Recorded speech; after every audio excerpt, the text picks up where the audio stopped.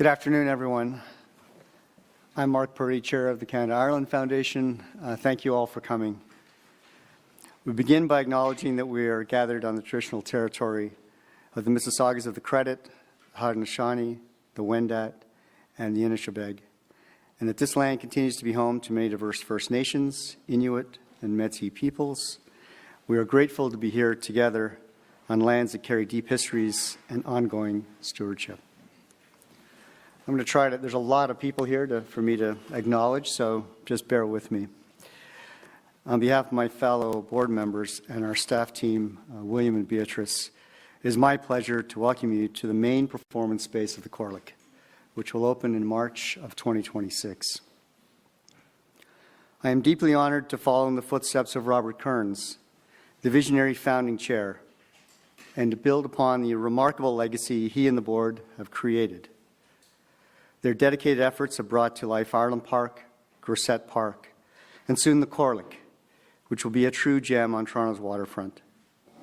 Without Robert's foresight, determination, and generosity, our presence here today would not be possible.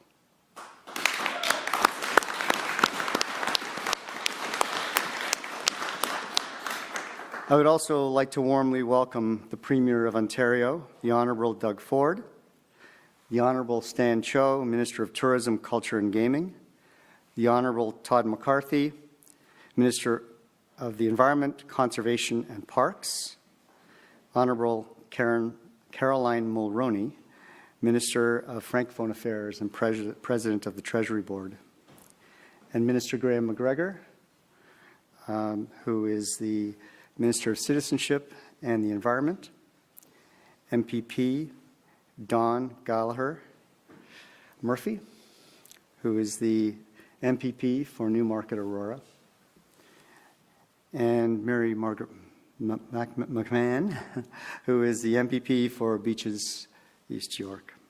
And I hope I didn't forget anyone. Don't worry, there's lots more to come. Don't worry. We are also pleased to have Her Worship, Mayor Olivia Chow, here with us, along with Deputy Mayor Ozma Malik and Member of Parliament James Maloney. Your support for the cultural life of the city is deeply appreciated. I must acknowledge James for his leadership in establishing Irish Heritage Month in Canada. It has become a joyful and unifying celebration from coast to coast. And we are proud to see Ireland's story recognized as part of Canada's story. And James, we look forward to seeing you at Irish Night on the Hill later this month. We promise to behave, or at least to try.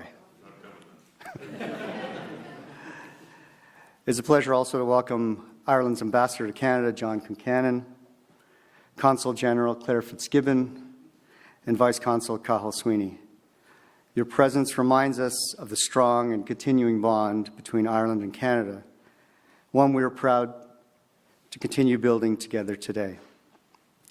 The Corlick sits on the waterfront of Toronto, a shoreline whose history echoes the many migrant stories in the world's most multicultural city.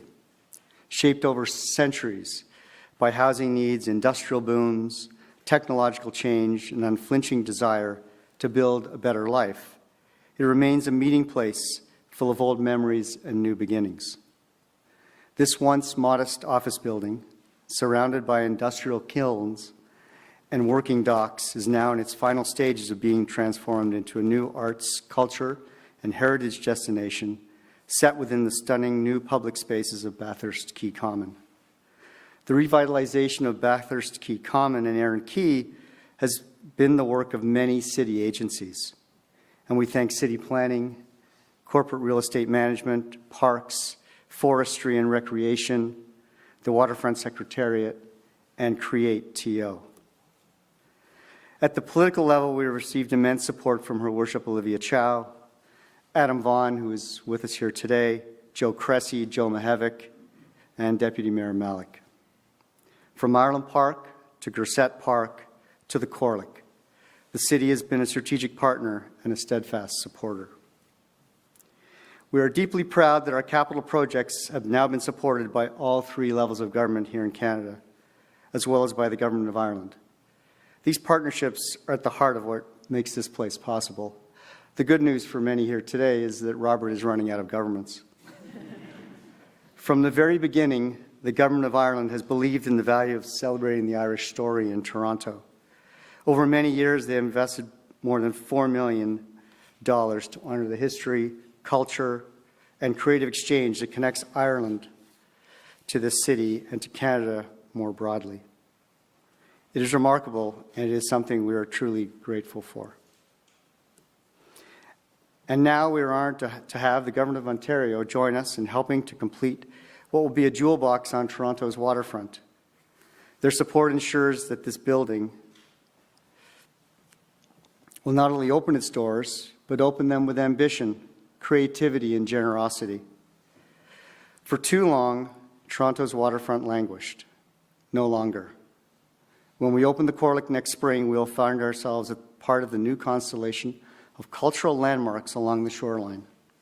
The revitalization of Ontario Place and the RBC Amphitheatre, the success and expansion of the Bentway, renewed leadership at Harbourfront Centre, and the remarkable transformation of the Portlands, including the newly opened Siga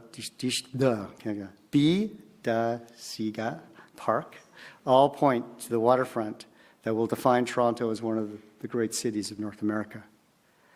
At the heart of our planning is a belief that Irish hospitality and Irish art offer something deeply welcoming, from enjoying a cup of coffee on the deck, to hosting community meetings, to presenting new work in theatre, music, and history. The Corlick is envisioned as a flexible, multi-purpose home for our community and for every community to gather, create, reflect, and celebrate. This project has been a true collaboration. I'd like to thank our design team at Kearns Mancini Architects, whose thoughtful vision has guided every step of this process, and to our construction managers, Bosco and Verity. Thank you for your steady leadership and commitment to excellence throughout this complex redevelopment. William had hair when we started 10 years ago. I would like to acknowledge the many generous private donors, some of whom are in the room, who have supported this project with belief, trust, and heart. You have helped shape not only a building, but a legacy. And now, it is my pleasure to invite Ireland's Ambassador to Canada, John Concannon, to say a few words.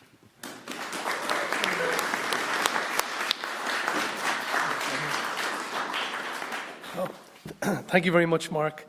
Tá áthas orm a bheith ag an anna speisialta seo aniu. Je suis très honoré d'être ici à cette occasion très spéciale. Premier Ford, ministers, Mayor Chow, ministers, members of the Federal Parliament, members of the Provincial Parliament, Consul General of Ireland in Toronto, distinguished guests, members of the board of the Canada-Ireland Foundation.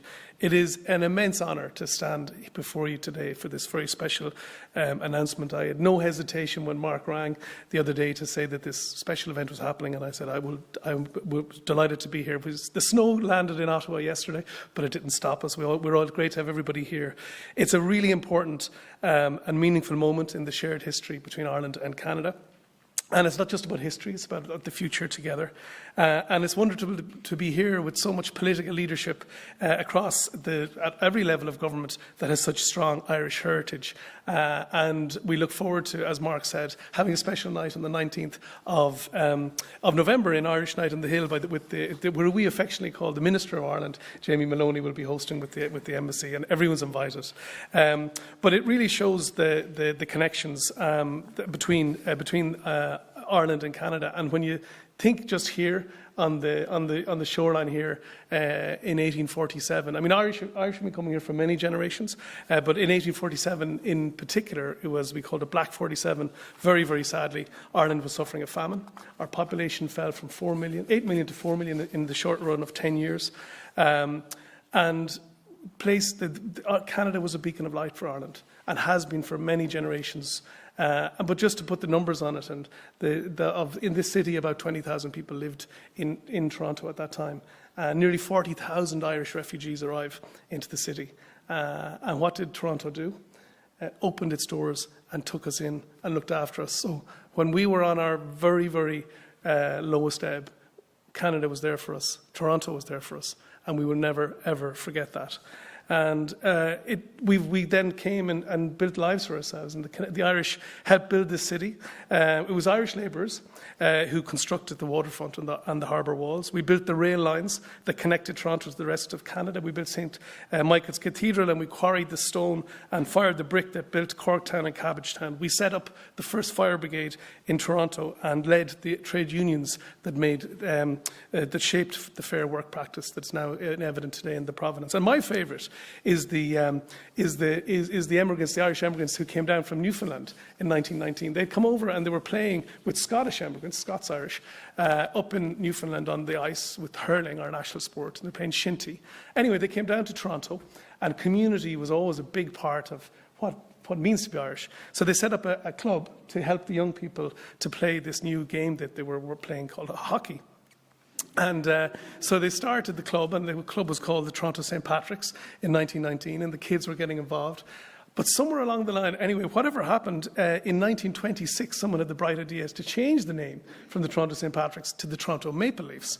So I don't know, Premier, maybe if the Stanley Cup beckons, if we could get the name back again in the years ahead. We might be waiting a long time then. But that's the backdrop when you think of the connections. The Taoiseach of Ireland, Micheál Martin, came across to Ottawa a few weeks ago to meet the Prime Minister, also of proud Irish heritage, and they talked about the significance of that time, of 1847, and that 180 years later, it's going to be 2027. And they've agreed, okay, it was a big moment for Ireland, but it's a huge moment for Canada because of what Canada showed was the generosity, the humanity, the kindness, and our country received that. Now, thankfully, things are better now. We're Canada's 10th biggest investor. We're doing lots of business together, 14 billion euros of trade. But they decided, let's remember this time, the special time. So they have an initiative called Canada Ireland 180, which will commemorate the 180 years since that time and reflect on all of the great Irish Canada stories in between since then, including all of the political leadership and all the businesses that have come. And we see the Government of Ireland see the Canada Ireland Foundation as a key partner in the Canada Ireland 180, but also as a key partner going on. And that's why, as Mark said, we were delighted to invest $4 million in this project, and we will continue to invest and support the project as it goes on. And just to acknowledge the enormous work of the voluntary board, the hugely generous board and executive of the foundation. And this is going to be an incredible positive initiative for young people, artists, musicians, thinkers, performers, neighbours, community will come together. And Premier Ford, it is the investment of this that you're announcing today isn't just financial support, it's affirmation, and it affirms that the Irish contribution to this city is valued. It affirms that culture and heritage are part of the shape of our community and our identity, and it affirms that the story of Ireland and Canada and Ireland and Toronto is still growing, deepening, and full of possibility. And that's a possibility of hope, a future of hope and belief and possibility and confidence. And the future between Ireland and Canada, Ireland and Ontario, and Ireland and Toronto is very, very bright. Thank you very much. Gur míle maith. Merci beaucoup. Thank you.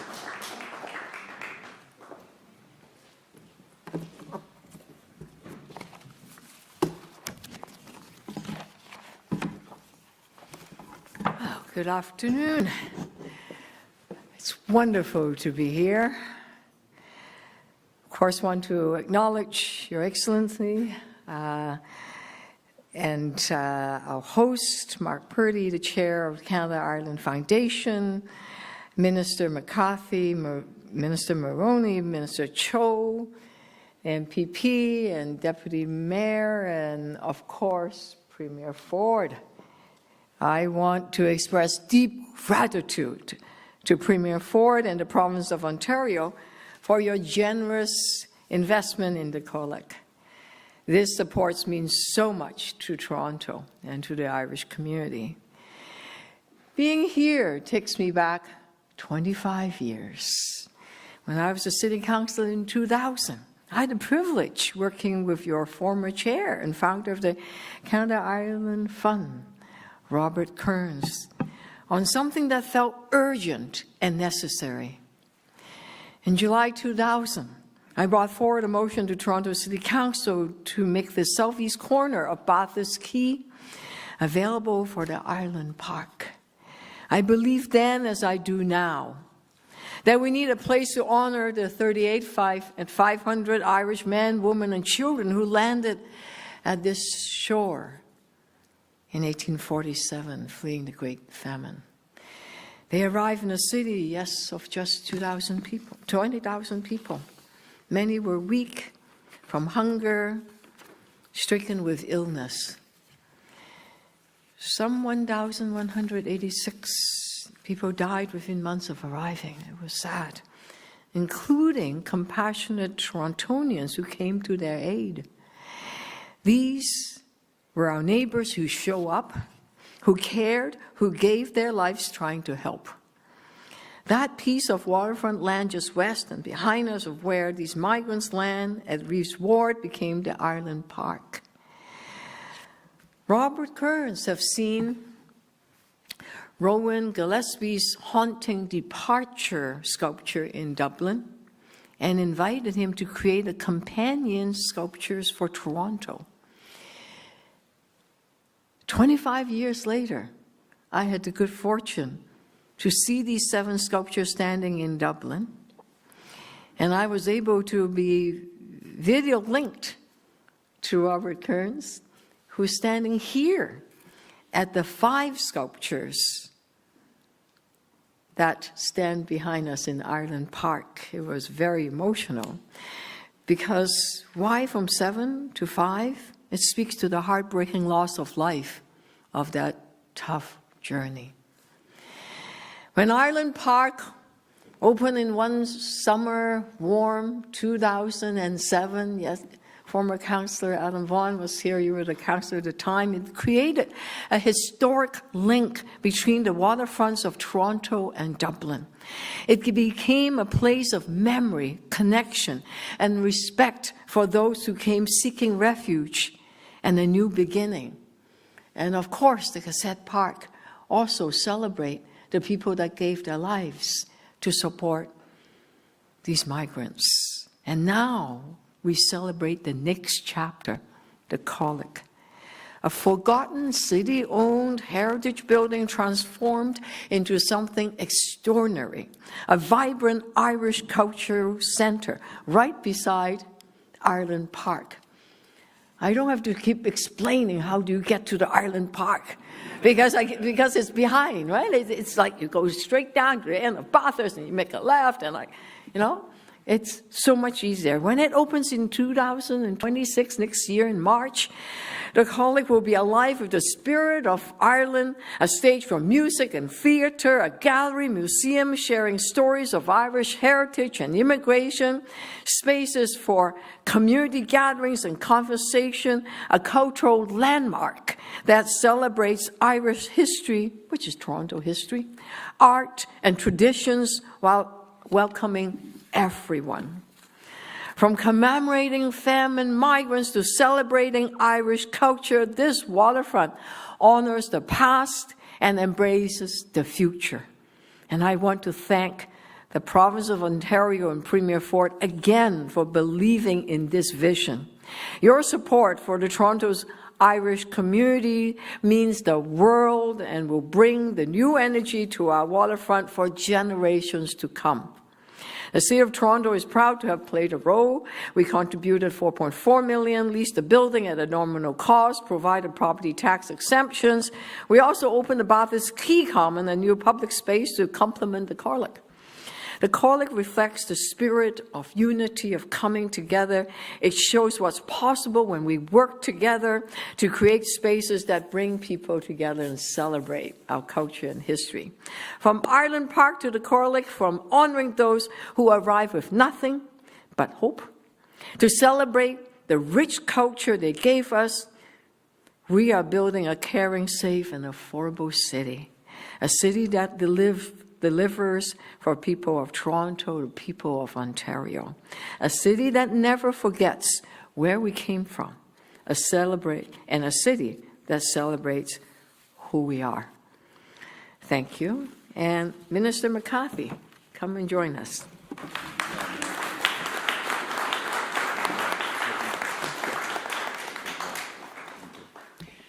Thank you and good afternoon.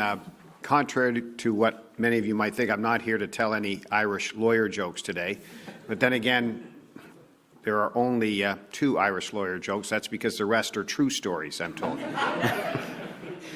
It is an honour to join my colleagues and all of you here today alongside Premier Ford for this very special announcement to mark the opening of the Corlick Theatre, a new community hub that will celebrate the heart, the history, and the spirit of Irish culture here in Canada.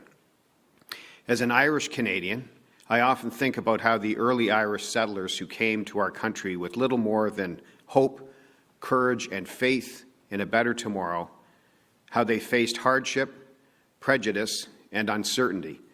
Yet through perseverance, they built communities that became the very fabric of our nation. Their story is one of resilience and contribution.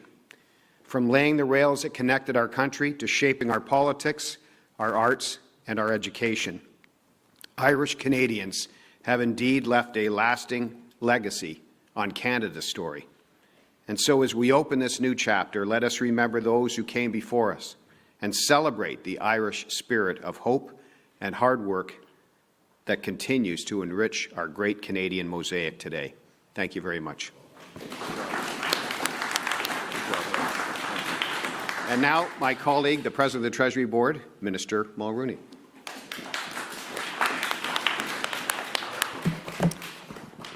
Thank you. Well, good afternoon, everyone. I'm so honored to be here and stand at Aaron Key with Premier Ford, my cabinet colleagues, Mayor Chow, Ambassador Concannon, and so many distinguished members of the Irish-Canadian community as we celebrate this milestone. As a Canadian of Irish heritage, the revitalization of the Corlick is deeply meaningful to me. Today is about more than just restoring a building. It's about investing in a future that honors the past while creating something lasting for generations to come. Earlier this year, I had the great privilege of serving as the Grand Marshal of Toronto's St. Patrick's Day Parade, an experience that deepened my connection to our community and to my roots. The Corlick Building honors the generations of Irish Canadians who helped shape this city and this province. It will be a place where culture is celebrated, where stories are shared and connections continue to grow. Thank you so much to the Canada-Ireland Foundation, to Premier Ford, Minister Cho, and all of those who helped bring this vision to life. And in particular, I'd just like to highlight the work of my friend Robert Kearns and congratulate him on reaching this significant milestone in the realization of this project. I know that many Irish eyes are smiling today.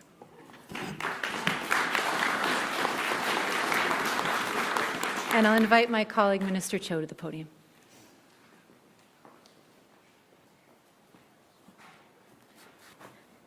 Good afternoon, everyone. I just want to share the fact that my government colleagues who are all here have some Irish roots. Clearly, I'm the most Irish guy here this afternoon, but not entirely untrue. You can call me Stan Cho today if you like, but I've also never refused a single Guinness in my life. And come St. Paddy's Day next year, I won't refuse any right here where we're standing. I joke, but also the Irish story that we've been talking about, and I think, Ambassador, you put it so beautifully, is such a Canadian story. Toronto, Ontario, Canada gave my parents refuge as well when they moved here from South Korea 50 years ago with nothing more than the clothes on their back. And this country, this province, this city gave them everything and their son a chance to serve. So it's touching to hear that because that's how I see this investment into the Corlick, that it is an investment into Canada in general.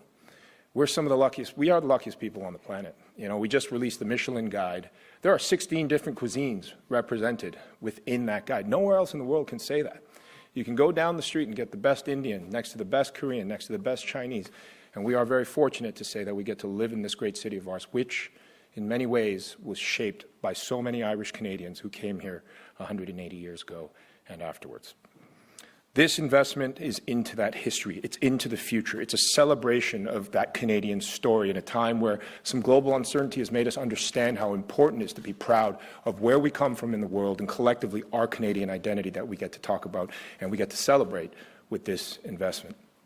It's also big for tourism. Tourism is a big industry, 104,000 businesses, employs 300,000 people. It is $33 billion to our GDP, and this is going to be an iconic building on the most iconic waterfront in our country, which, thanks to the vision of Premier Ford, we are revitalizing, next to Ontario Plates, next to Science Centre, to a new and improved Harbourfront Centre. This will be transformational for generations to come. And I want to be clear, this investment does not happen without the leadership of the man I'm introducing now, the Premier of Ontario, the Honourable Doug Ford.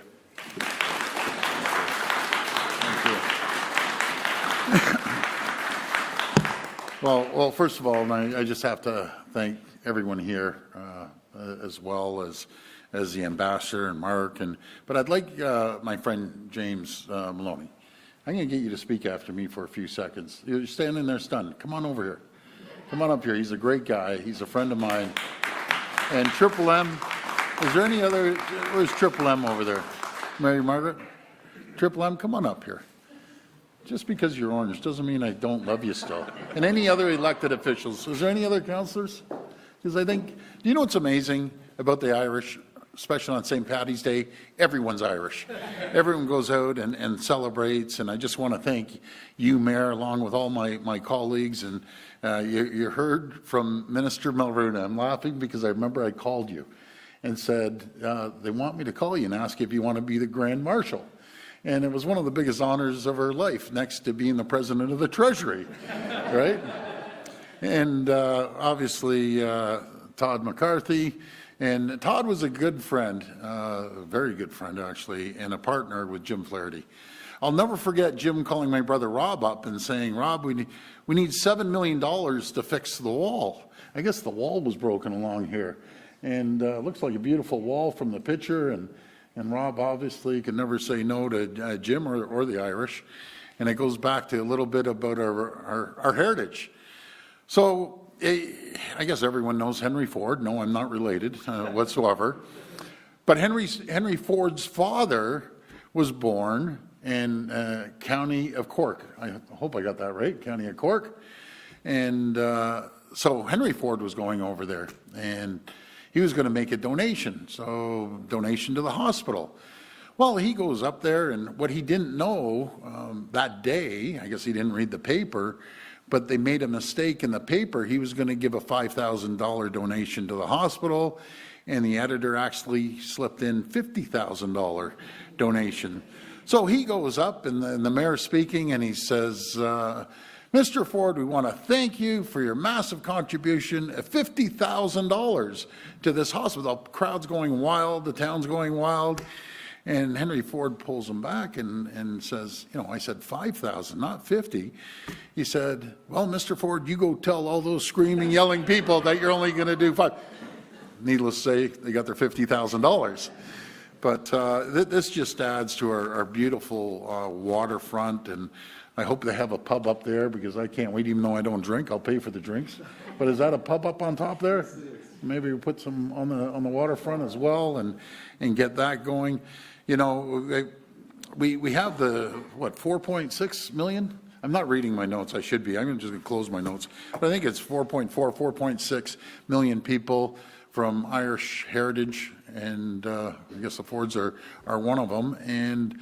But I looked in the U.S. too. There's over 30 million people of Irish heritage. And I was shocked when I saw the stat that 1 in 5 people from New Hampshire.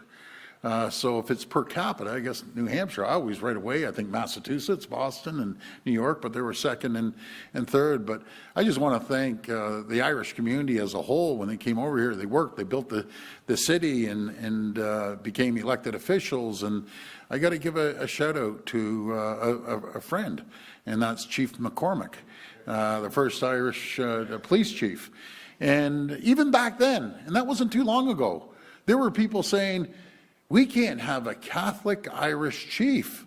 And thank God we did, because he is one of the best chiefs we've ever seen here, and just a friend of the families of McCormick's over a number of years. And I just want to thank everyone. And I can't wait to get this open. We'll be here.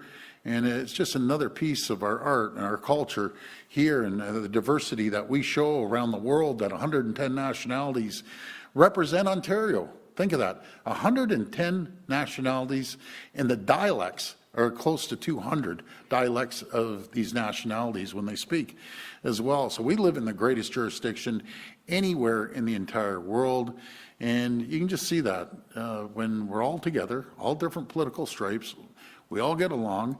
I even have my two great Liberal friends in Triple M. I call Mary Margaret McMahon Triple M. She's such a wonderful person. And I could never get upset with Triple M down at Queen's Park because we sat beside each other for, 4 years? Now, I could get upset with Adam Vaughan over there for sitting. He sat behind me and dinged me on the head every single time I went. But I liked Adam because he's supporting Ontario Place, the greatest place ever. And so James, he's done incredible work. Not just for the Irish community, but the Etobicoke community, and especially Etobicoke Lakeshore. He's been elected, term after term after term. You've been around since Moses. But he's the type of guy you pick up the phone, and he can pick up the phone, and you have a great conversation. So let's book a date, James, and Triple M, the rest of us, to be here on the ribbon cutting, and I'll buy you a beer, you buy me a chocolate milk, and we're all good. So I'm going to hand it over to my friend James, just an absolute champion. Thank you.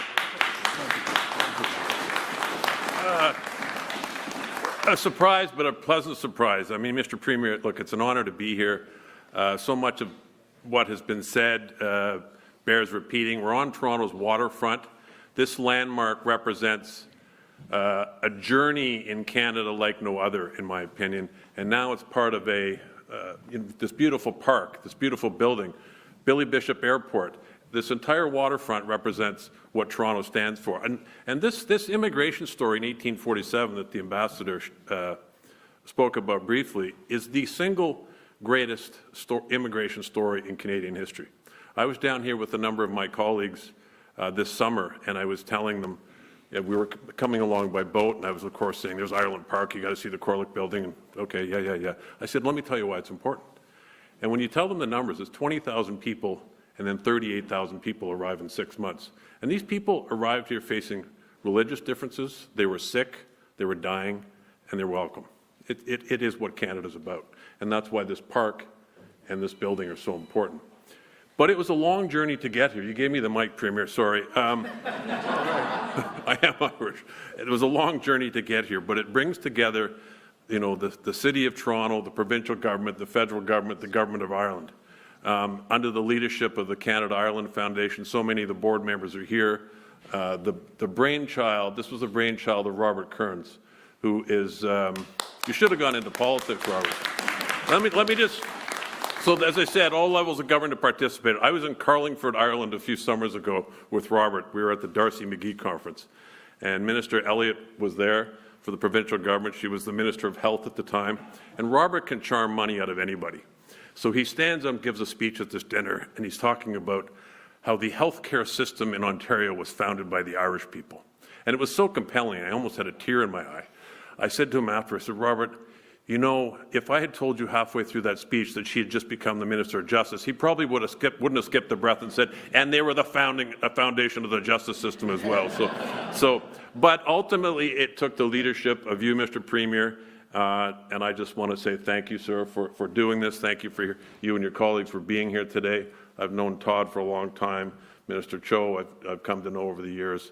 And, of course, I get people call me Mulroney all the time. But it's a real pleasure. And in March, this is going to become the gem of the Toronto waterfront. So thank you, Premier. Thank you. So I do, and Robert would love to hear from yourself, but I call her Triple M affectionately, Mary Margaret McMahon, since it's your neck of the woods. You think I'm a little Irish with that name? I'd like to thank a couple extra people here who people might not know the whole story. But when I was city councillor, we were trying to get carriage of this building, and how can we do that? And it was the brains of John Livy, who was deputy city manager at the time, Brian Bowen, who was the mastermind behind everything, design related to this space, and Michael Williams, economic development king at the city. And so shout out to these guys who were the brains to get this building into the hands of the illustrious Robert Kearns and William Pete. And also a thank you to two other people who are not here today. I dragged them down, as I do with people. Mr. Cho, you know what that's like. I dragged down Minister Neil Lumsden, who was Tourism, Culture and Sport, and Minister Michael Ford, who was Minister of Citizenship and Multiculturalism, to see the building, and they even toured the silos. So they kind of planted the seed, and it was a work in progress and a mutual effort to get this funding, and it's the final piece in the puzzle of this beautiful building. Thank you for taking all my texts, Stan Cho, late at night. But we got the money, and what do they say in Irish? That the crack is mighty. Get ready for the crack next March.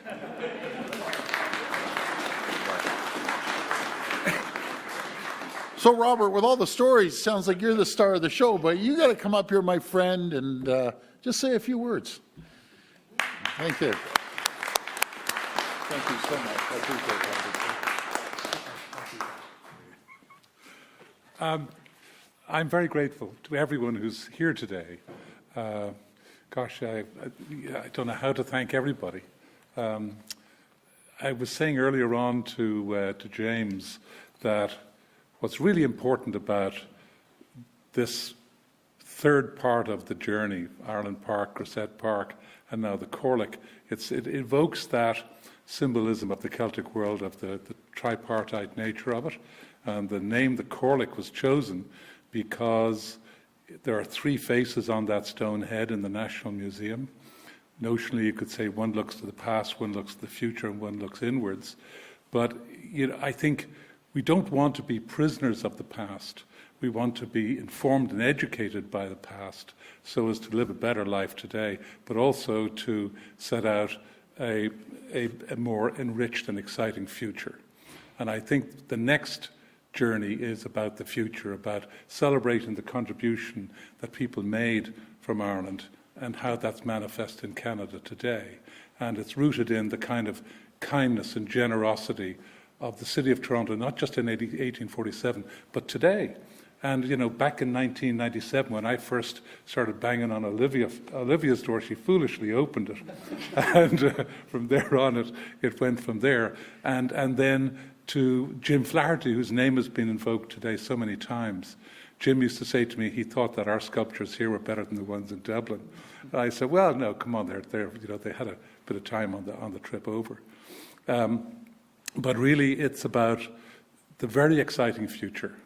And so I'm so happy everyone is here today. And I want to say a big thank you to everyone on the board of the foundation. And I'm very happy that I've been able to transition to a new team led by Mark and all the other people who are on the board who are making an amazing contribution to the foundation and to maintaining the momentum. And so this gift today, Premier, is really fantastic because it means everyone is at the table. The Government of Ireland, the Province of Ontario, the City of Toronto and the Federal Government. So as James was saying, we've run out of governments, so we're going to have to do a lap of honour. So thank you very much for coming. Thank you. Thank you. Okay. I think, thank you, Robert, and all your hard work and passing the baton to Mark. You're absolute champions. Anyways, folks, I think we're all done. We invite everyone back when we do the ribbon cutting in the spring? March? St. Paddy's Day. Okay, so I got to tell you a St. Paddy's story, okay? And it will be real quick. And it's about my brother Rob. And everyone knew Rob, and he celebrating. And so sure enough, St. Paddy's Day, and I call him up and I said, Rob, you're going straight home. Because I know he enjoyed St. Paddy's. Actually, Rob enjoyed every day. But anyways, he goes out and I don't hear hide nor hair. All of a sudden, I'm driving into the city and the staff calls and all the media's lined up outside. Your brother was out, at a bar, having a good time, St. Paddy's Day. They showed a picture to me. So I said, okay, well, that's all right. There's nothing wrong with celebrating St. Paddy's Day. So I go marching in his office and say, Rob, where were you last night? Well, I was sitting there with the kids. Where do you think I was? I said, well, they said you were out having a good time at a bar, and it's all right. Oh, no. They say that's not true. So I pull up the picture. I said, is this you? He looked at it. He goes, yeah, it kind of looks like me.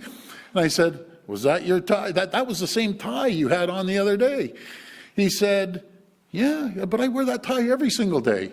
So I said, okay, no problem. 2 minutes later, he walks out to the media. I had a great time last night at St. Paddy's Day, out celebrating with Irish heritage and so on and so forth. But matter of fact, if he was here, he'd be enjoying this. He'd be supporting it financially. And I want to thank you, Mayor, once again for supporting all of this, actually. So again, God bless each and every one of you. God bless the Irish, and we can't wait to cut the ribbon. Thank you.